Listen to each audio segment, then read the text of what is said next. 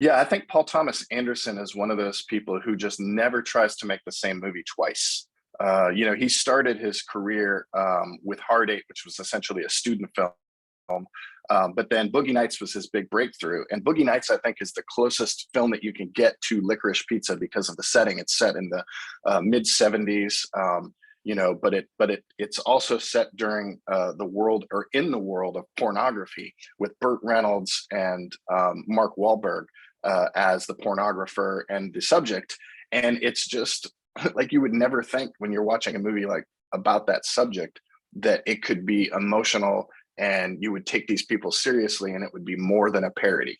And he accomplished that. And Burt Reynolds got an Oscar nomination that year, and apparently he fired his agent when he took that role and finished the movie because he couldn't believe that he talked him into doing it. And then, of course, he got an Oscar nomination and a comeback in his career. But anyway, I guess what I'm trying to say is Paul Thomas Anderson he makes movies that don't fit into the mold about subjects that you wouldn't normally do. So, for instance, There Will Be Blood, which was a big Best Picture nomination thing. It's really about like 20th century America, and it's about the birth of capitalism and this idea of all or nothing and screw over everybody you can, in the oil boom. And who would ever make a movie about that? And then later he does The Master, which is this amazing movie, an underrated film with Philip Seymour Hoffman and Joaquin Phoenix.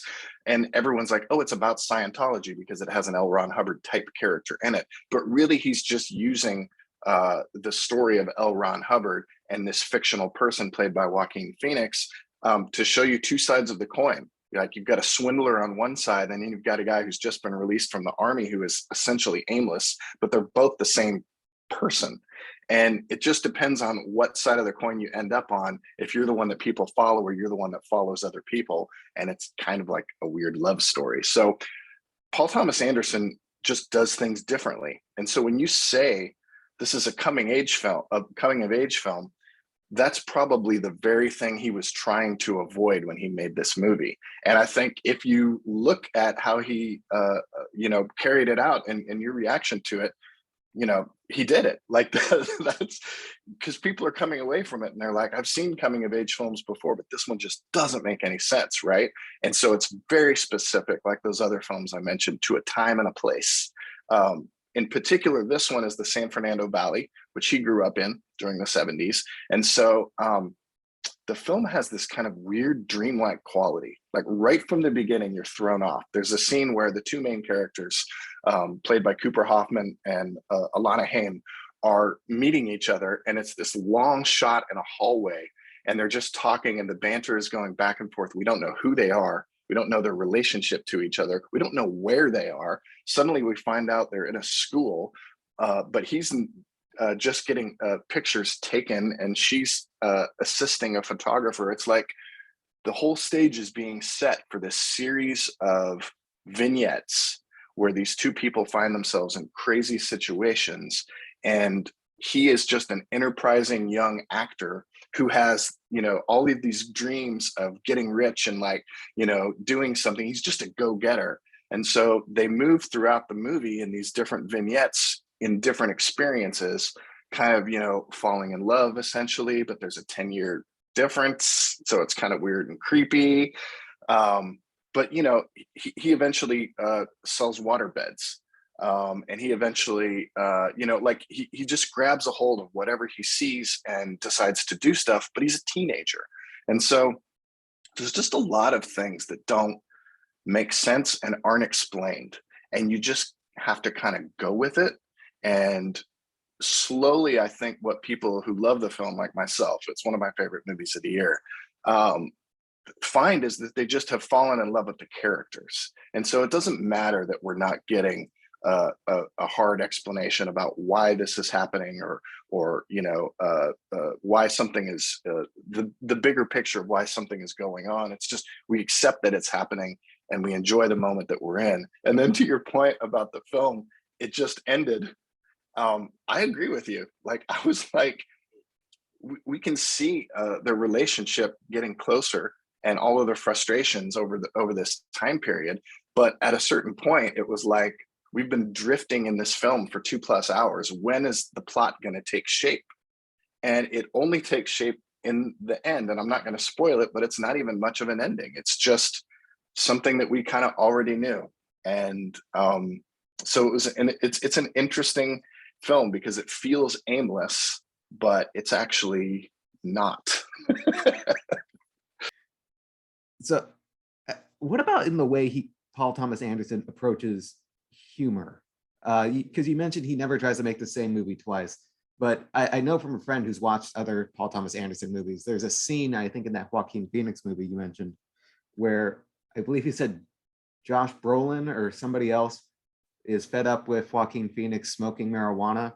So he walks into his room, aggressively eats all of his marijuana as Joaquin Phoenix falls in front of the camera for an uncomfortable amount of time.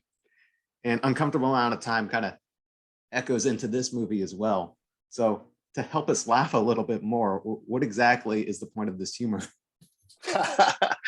Well, first off, you've got your Paul Thomas Anderson, Joaquin Phoenix movies mixed up.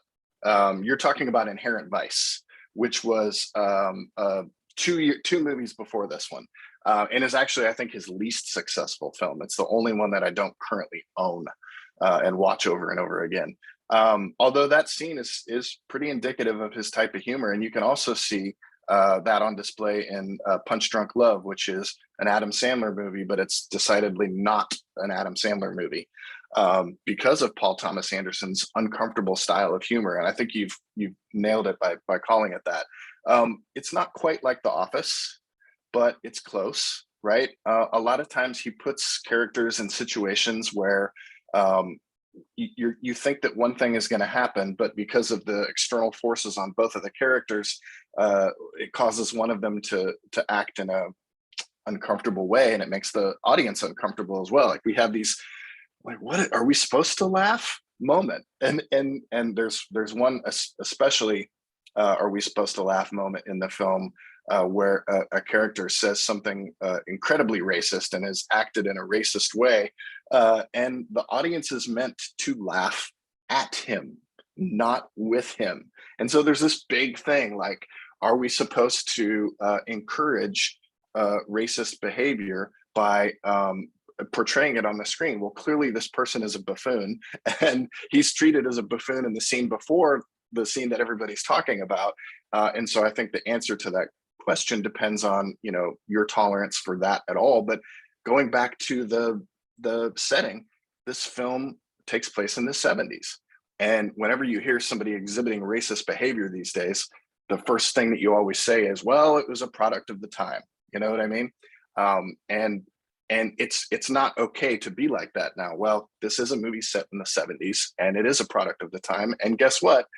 They are making fun of this guy and asking you to laugh at him and not with him. And there's a lot of that in the movie. I mean, you know, just the age difference again between the main character and just some of the general attitudes portrayed in the film. You know, I wouldn't say that Sean Penn's character is a great guy. He's clearly this aging actor based on William Holden, who's trying to pick up this girl and wanting to relive his glory days and impress everybody at a bar. You know, and like you mentioned, Bradley Cooper, he plays this John Peters character who's a real life guy who was a hairdresser, which they made the movie Shampoo, based the movie Shampoo with Warren Beatty on. And then he became like a Hollywood producer with like zero qualifications for it because he was dating Barbara Streisand. And like, I think that in and of itself is part of the theme of this film, right?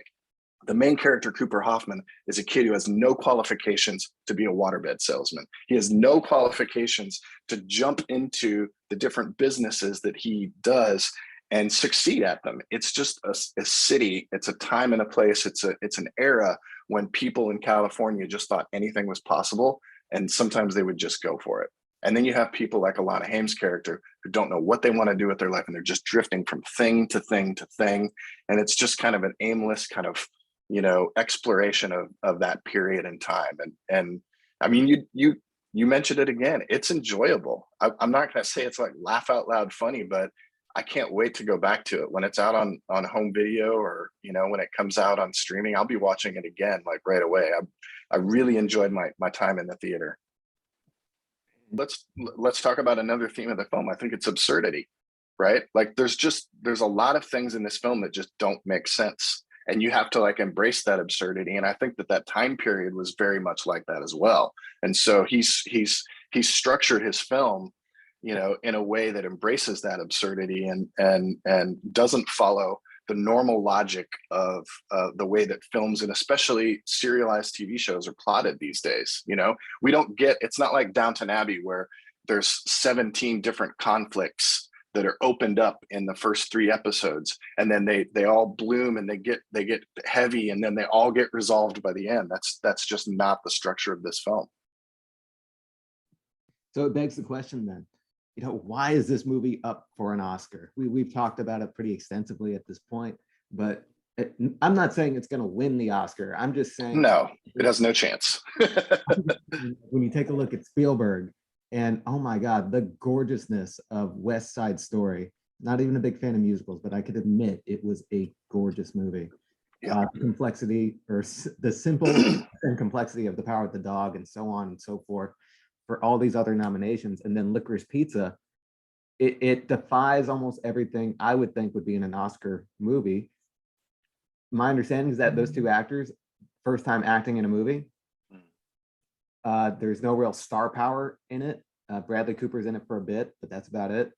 And the kind of core idea was that an Oscar movie is supposed to be about something. It's supposed to have a message. And like I told you, when I came out of the theater, I didn't really know what it was. So why is this movie nominated? I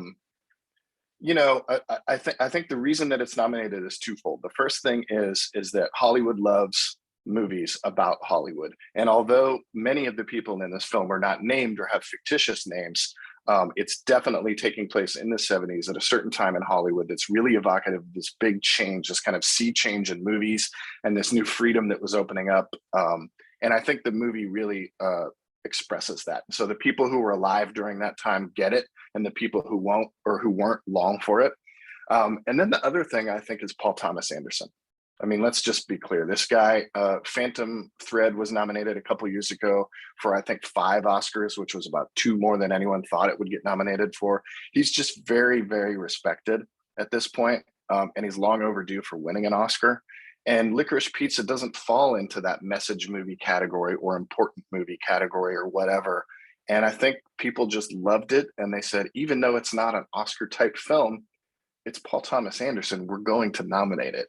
And so it's actually kind of fun and refreshing to see a film like this in this category. Like we can imagine in 1982, if Fast Times at Ridgemont High was nominated for Best Picture, how mind-blowing that would be. And this is kind of the same type of film, although that one was more structured and everything, but and they both starred Sean Penn in minor roles, by the way.